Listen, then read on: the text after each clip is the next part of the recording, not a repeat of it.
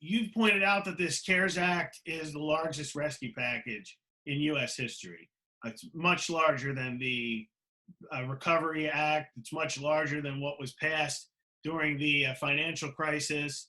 So when you look at these bills that are being proposed now, the fourth package, maybe even a fifth package, some members are talking about already, what's your projection for the national debt and the deficit? What are the numbers, do you think, by the end of 2020 or the beginning of 2021? Look, we're on a treadmill right now, and I predict that every 3 or 4 weeks, Congress is going to meet and pass another $1 trillion plus bill. They've already established that precedent. But here's the problem. We have a patient that's bleeding. That's our economy. And each of these bills is a blood transfusion.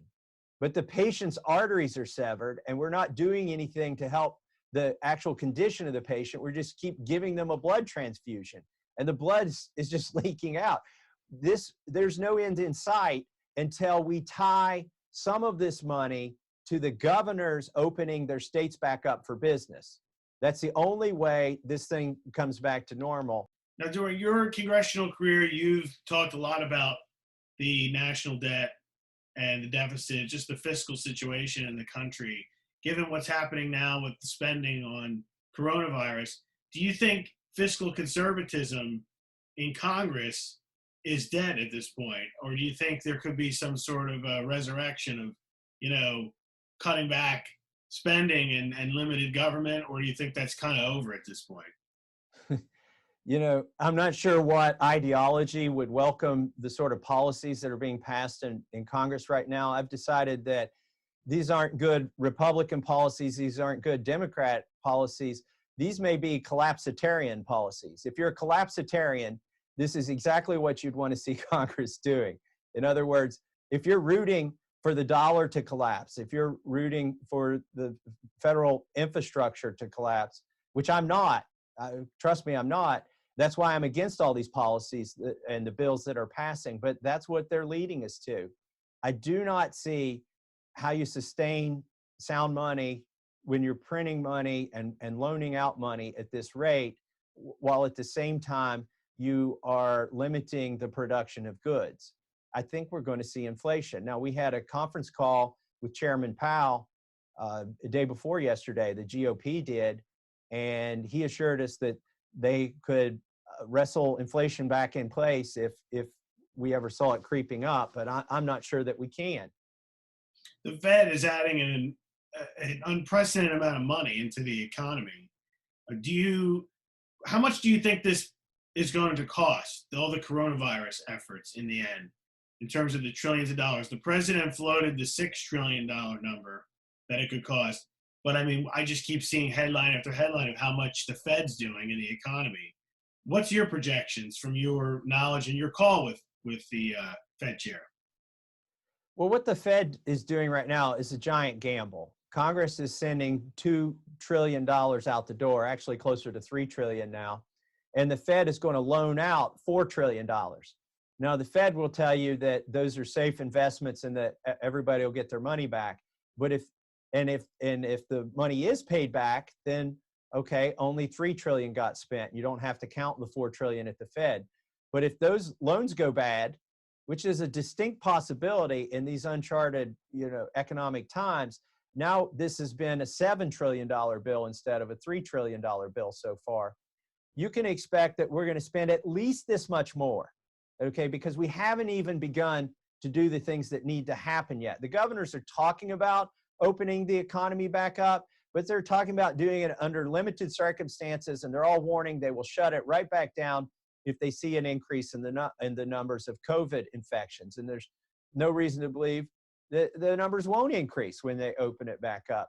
So going down the V, we've spent $7 trillion spent or loaned.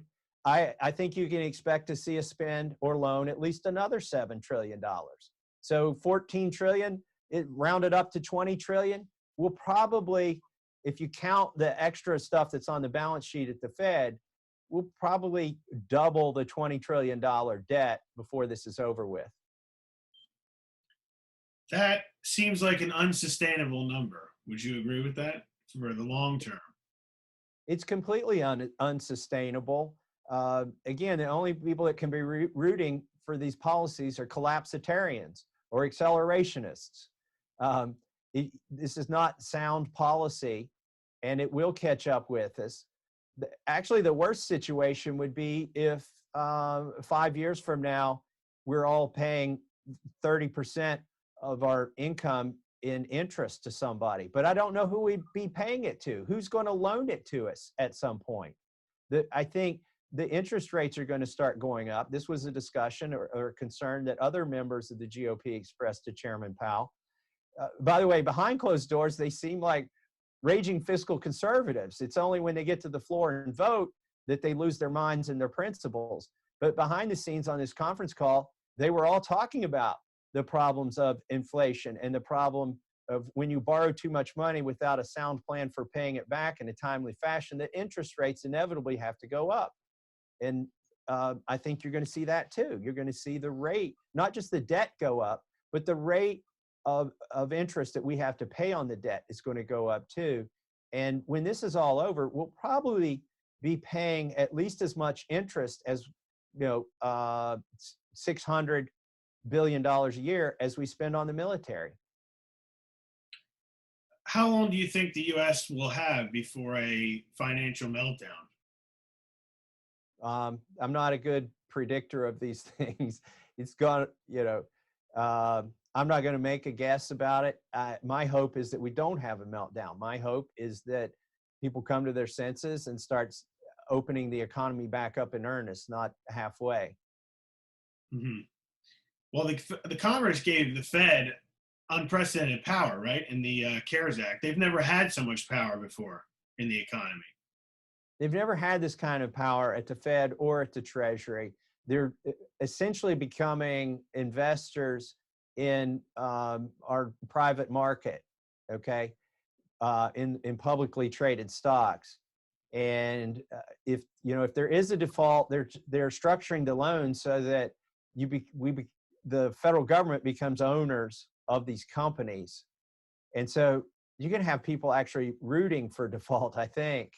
Not me, obviously, but I think this is a big transition in our country right now. It's equivalent to, or worse than, depending on worse than what that means, depending on your view of history, than the New Deal, than FDR's New Deal. I think in terms of spending, it's already greater than FDR's New Deal, accounting for inflation.